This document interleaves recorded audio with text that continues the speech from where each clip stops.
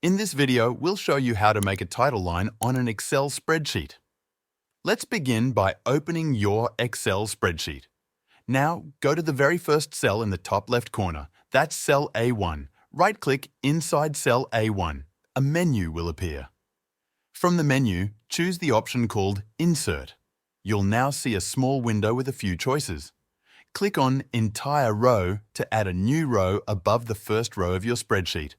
Then click OK. Now that you have a new row, go back to cell A1. Click it and type the title you want to show at the top of your spreadsheet.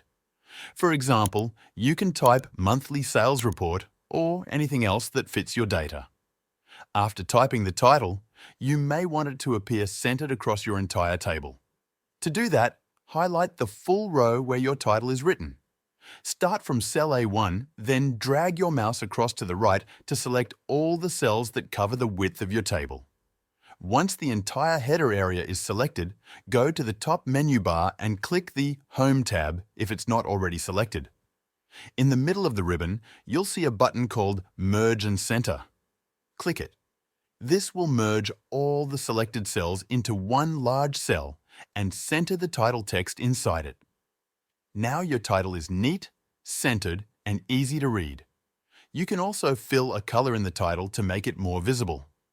That's all you need to do to make a title line in Excel.